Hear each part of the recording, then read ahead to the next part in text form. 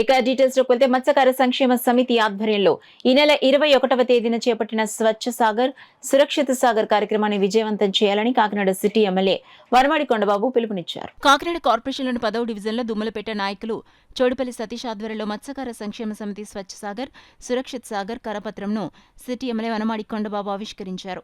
ఈ సందర్భంగా ఎమ్మెల్యే వనమాడి మాట్లాడుతూ ఈ నెల 21వ తేదీన అంతర్జాతీయ తీర పరిశుభ్రత దినోత్సవాన్ని పురస్కరించుకుని రాష్ట్రంలో అన్ని తీర ప్రాంత బీచ్లలో జరిపించాలని మత్స్యకార సంక్షేమ సమితి ఇన్కాయిస్ సంస్థ సంయుక్తంగా స్వచ్ఛ సాగర్ సురక్షిత సాగర్ కార్యక్రమం సంకల్పించడం జరిగిందని, ఈ కార్యక్రమాలను విజయవంతం చేయాలని ఎమ్మెల్యే పిలుపునిచ్చారు. ఈ కార్యక్రమంలో పార్టీ టీడీపీ నగర అధ్యక్షులు మల్లిపూడి వీరు, తెలుగు యువత అధ్యక్షులు చింతలపూడి రవి, తాజుద్దీన్, మాజీ కార్పొరేటర్ తుమ్మల సునీత రమేష్, మూగురాజు పెద్ద సంఖ్యలో పార్టీ శ్రేణులు పాల్గొన్నారు. ఏదైతే చెత్త ఉందంతా కూడా సముద్రంలో వేసేస్తున్నారు. ఏ చెత్త ఉన్నా కాలువ వేస్తున్నారు. దానివల్ల పొల్యూషన్ పెరిగిపోతుంది.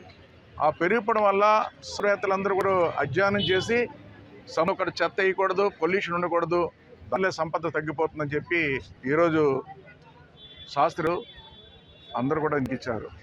దాంట్లో ఈరోజు స్వచ్ఛ సాగర్గా సురక్షిత సాగర్గా తీర్చిదిద్దాలని ఈరోజు నిర్ణయం తీసుకుంటూ ఈరోజు మమ్మల్పేటలో ఈ ప్రాంతంలో మా చోటుపల్లి సతీష్ ఆధ్వర్యంలో ఈరోజు కూడా దీని మీద ఆందోళన చెందు రేపు జరగబోయే 21వ తారీఖు సెప్టెంబర్ 21వ తారీఖున దేశవ్యాప్తంగా కూడా ఈ కార్యక్రమం తీసుకోవడం జరుగుతుంది.